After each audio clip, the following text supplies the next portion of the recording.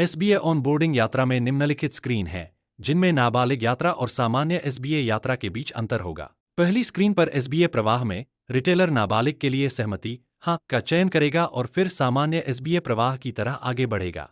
नाबालिग की आयु 10 वर्ष से अधिक या उसके बराबर होनी चाहिए। अगली स्क्रीन माता पिता की सहमति वाली स्क्रीन होगी। ग्राहक द्वारा मोबाइल नंबर और ओटीपी दर्ज करने के बाद अभिभावक की सहमति स्क्रीन खुलती है, जहां रिटेलर माता पिता का मोबाइल नंबर लेगा और उसके बाद माता पिता की सहमति अनिवार्य होगी।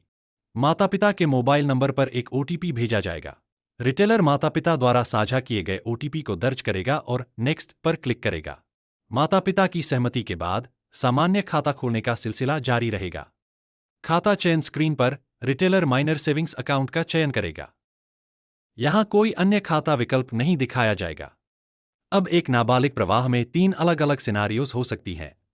सिनारियो 1, जब नाबालिग अपना पैन देता है और माता पिता के पास पैन नहीं होता। रिटेलर माता पिता का आधार नंबर दर्ज करेगा, जिसके बाद आधार सहमति और माता पिता की घोषणा ली जाएगी। रिटेलर नेक्स्ट बटन पर क्लिक करेगा। इसके बाद रिटेलर माता पिता से 3 तरीकों में से किसी एक के माध्यम से अपने आधार विवरण को पुष्टि करने के लिए कहता है। बायोमेट्रिक इंप्रेशन, आधार ओटीपी, चेहरा प्रमाणीकरण।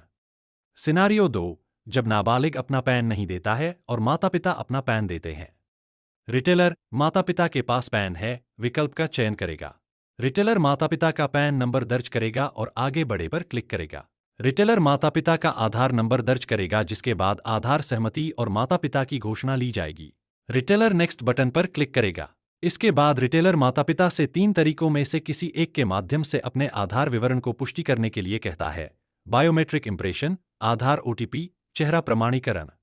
सिनारियो 3, जब नाबालिग अपना पैन नहीं देता है और माता पिता भी अपना पैन नहीं देते हैं। रिटेलर माता पिता के पास पैन नहीं है विकल्प का चयन करेगा और आगे बढ़े पर क्लिक करेगा, जिसके बाद फॉर्म 60 दिखाई देगा। रिटेलर नेक्स्ट पर क्लिक करेगा और फिर पेरेंट केवाईसी स्क्रीन खुल जाएगी। रिटेलर माता पिता का आधार नंबर दर्ज करेगा, जिसके बाद आधार सहमति और माता पिता की घोषणा ली जाएगी। रिटेलर नेक्स्ट बटन पर क्लिक करेगा। इसके बाद रिटेलर माता पिता से 3 तरीकों में से किसी एक के माध्यम से अपने आधार विवरण को पुष्टि करने के लिए कहता है।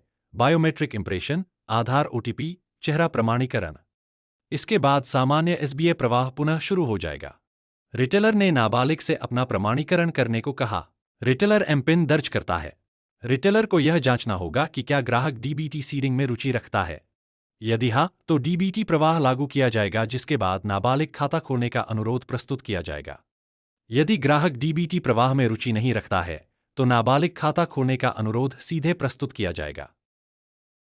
सफल सत्यापन के बाद नाबालिग बैंक खाता खोला जाएगा और ग्राहक को पुष्टिकरण संदेश प्राप्त होगा। ग्राहकों को सामान्य बचत बैंक खाते के लाभों के बारे में समझाएं। रेगुलर और भरोसा बचत खाते के लिए 2 लाख या 5 लाख रुपए तक का मुफ्त दुर्घटना बीमा मिलेगा।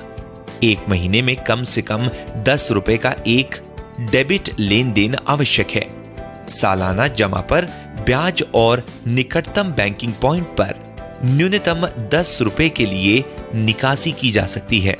सुरक्षा बचत खाता खोलने पर ग्राहकों को निम्नलिखित लाभ मिलेंगे।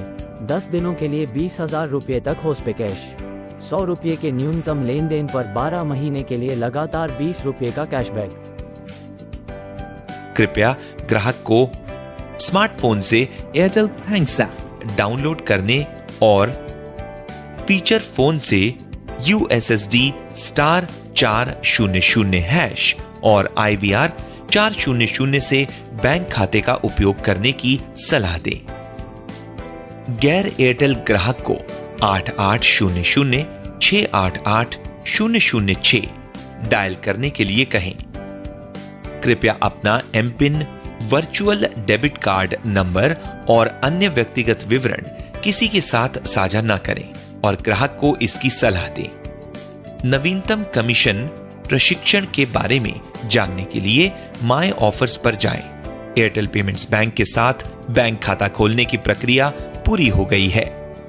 अब प्रशिक्षण के आधार पर सर्टिफिकेशन पूरा करने का समय है।